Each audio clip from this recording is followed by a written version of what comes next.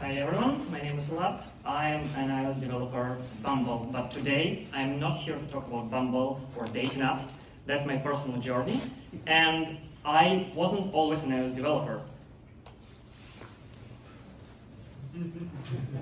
Yeah. I worked in quality assurance and test automation for almost a decade, and that's how I joined Bumble 8 years ago, to break things, not to build them. And I was pretty good at breaking things, at least that's what this t-shirt says.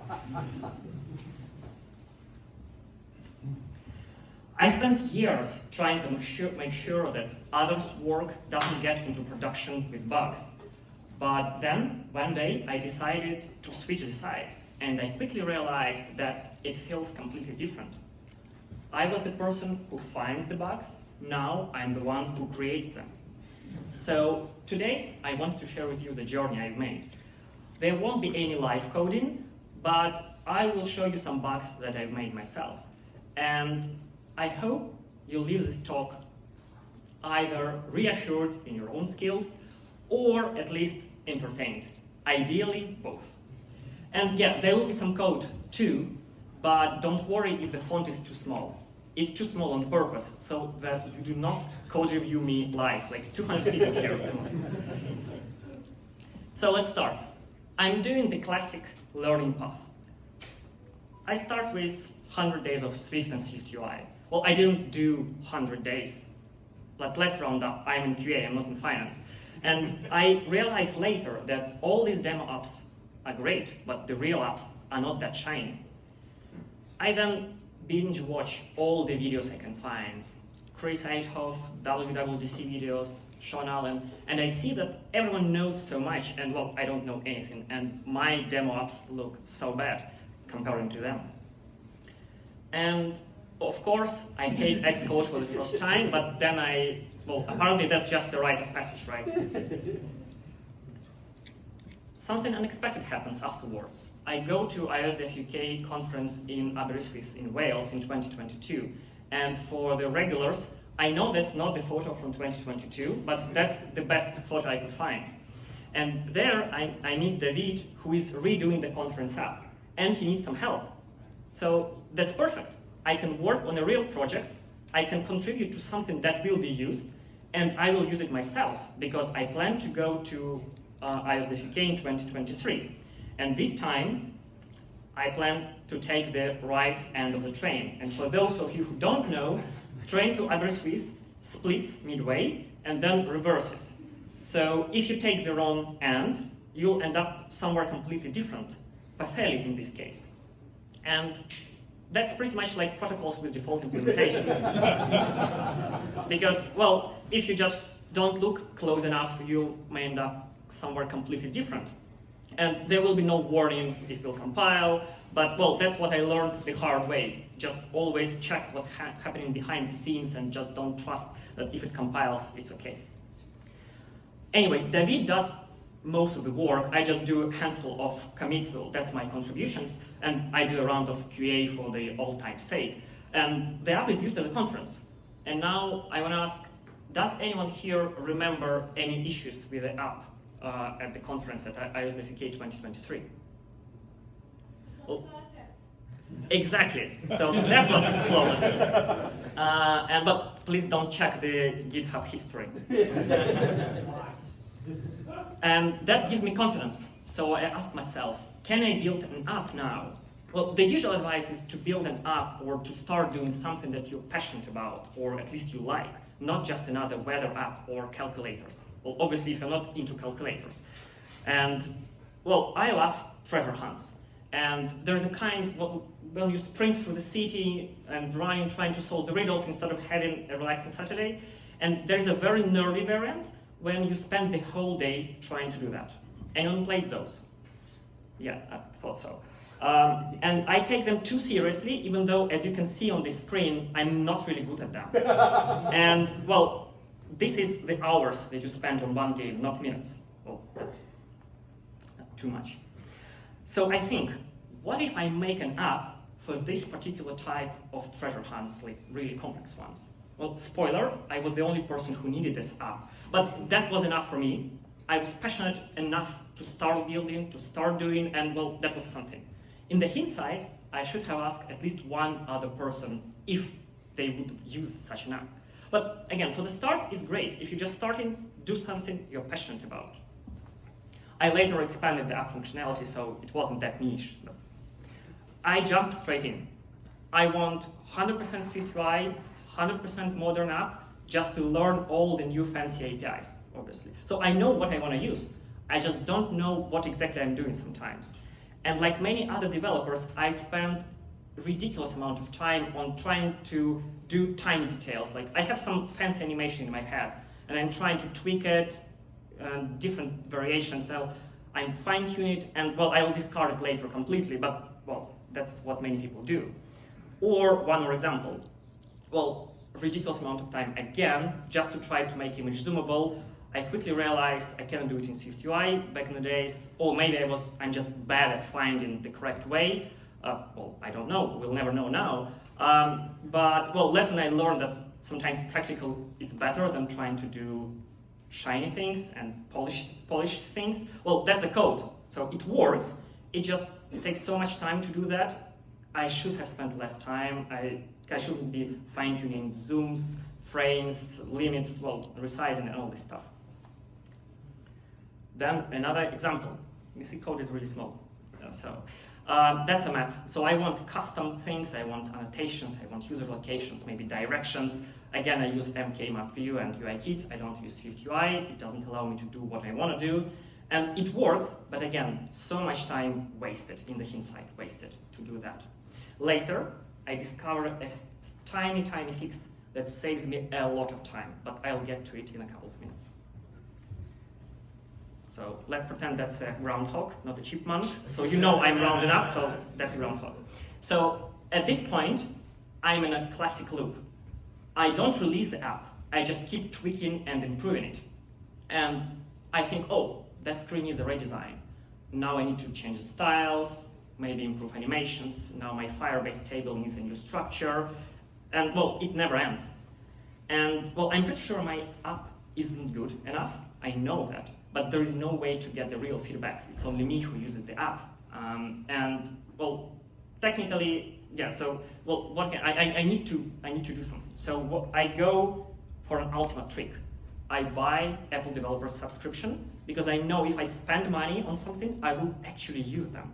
And unlike my gym membership, that actually works because I submit an app. I don't try to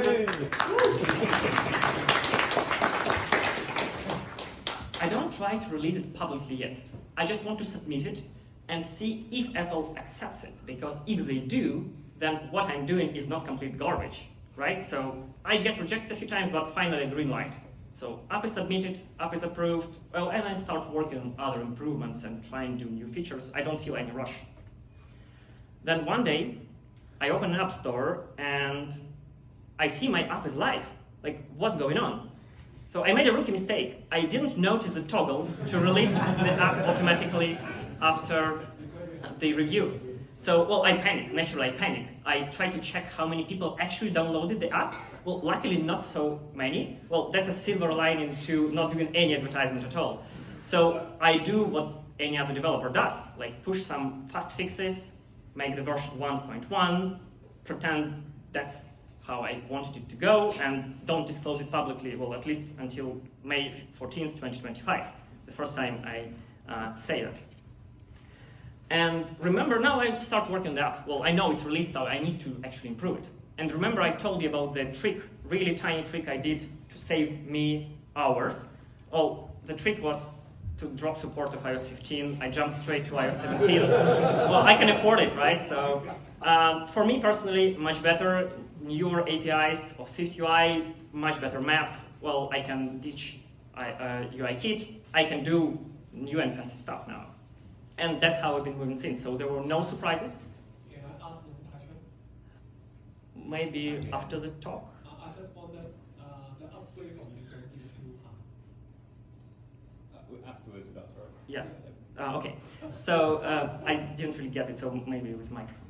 So that's how I've been moving since. So there were no surprises and more controlled rollouts. And just an example, like that's a before version of the map, or just part of the map code I had. So some UI kit set up, some scaffolding here, and well, that's how it was with SwiftUI. So it looks much cleaner. So maybe just wait for Apple to do refactoring for you. Well, that's a better version. Again, that's just a part of the code here.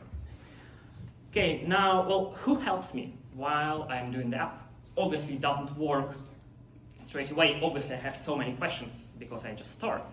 Is it Stack Overflow? Well, yes. I read a lot. I see many questions there, see many answers, but also it's not really just Stack Overflow because I am terrified to ask questions.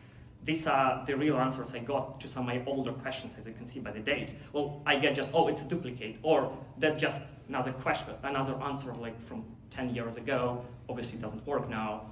So I literally just stop asking. It's just too painful for me. And then I discover that I can ask ChatGPT really dumb questions at 11 o'clock at night, and I don't lose any internet karma. So, oh, that's great. So I'm not getting into any AI discussions here, vibe coding, how AI will steal our jobs. Well, that's not for tonight. What I want to discuss is that I find a trend where people ask ChatGPT to roast them based on the questions they ask. So naturally, I want to ask, well, can you roast me based on my questions about iOS development, Swift, and SwiftUI? I asked a lot of questions. And let me tell you, it pulled no punches. And, well, let's look at some of the code that caused ChatGPT's outrage, but obviously the code that I'm comfortable to share in front of 200 people here. So, you ready? That's the first one.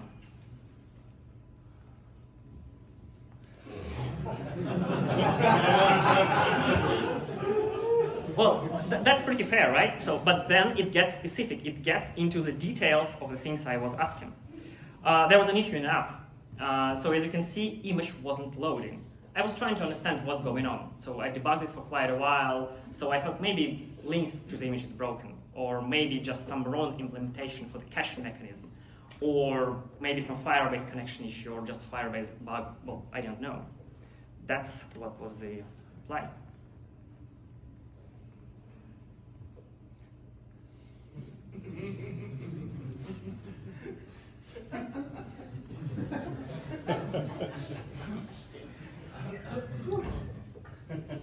So restarting Xcode didn't really help. So the issue was that my view model loaded images in a dictionary, but I just missed one word. I didn't mark it as published. So SwiftUI just didn't know that there was some update, so there were no images. So it's a very simple mistake, just one word, I know. Well, it wasn't the issue with SwiftUI, the issue was with me. And well, that's what I learned. If something is not updated, just check property wrappers. Well, SwiftUI just reacts to what has actually been published. Next one, another issue. On the right-hand side, that's a video. And as you can see, there's nothing happens. I press on the card, nothing happens. So what's going on here?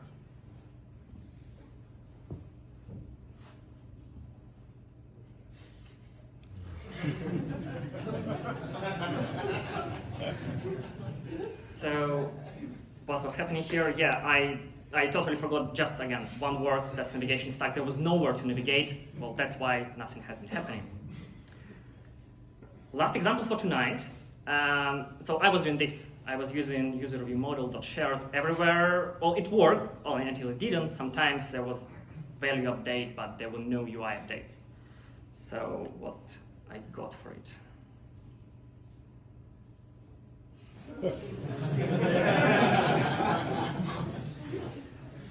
Again, that's pretty fair.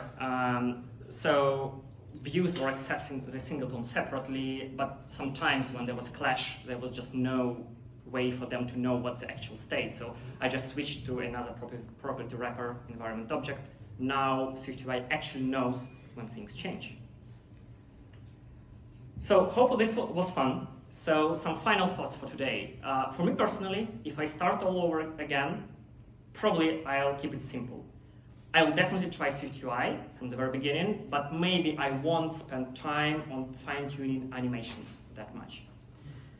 And some thoughts for everyone here. So keep learning if you're just starting, or if you're a seasoned developer, keep learning. Well, if you're stuck, well, that means you're learning, and everyone starts. And if your code is messy, well, that's how everyone's code is when they start. And the real challenge for me, and for many people, as I know, is not writing the code, is actually pushing it at some point, or releasing the app at some point, not perfecting it, because perfection actually hampers your progress in this way. So it's great if you can grow by building real things, because when you have real dependencies, real deadlines, or maybe even real users, that's when you grow the most. Ask questions. It can be Stack Overflow, it can be meetups like this one, it can be Slack communities, well, it can be anything, it can be ChatGPT. Just don't believe what ChatGPT says to you, and always test what you get. It's not the kind of 100% truth, it's just a tool. And well, just build it, really. The only difference between someone who wants to be a developer and someone who is a developer is that one of them actually built an app. Build, release, and then just repeat again and again. So you cannot debug imposter syndrome. You may have it, well, I still have it, but you can ship past it.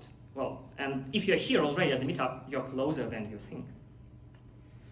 So that's the link to that. So whether you're building a side project or learning Swift UI, or if you're trying to survive Xcode, well, keep going, you'll get there. And if you accidentally release your app, well, just make sure it has a good icon. So thank you so much for listening. And if you have any questions, feedback, if you want to roast my app, let's talk after the session. And also, I'd like to hear your dev journey. Thank you.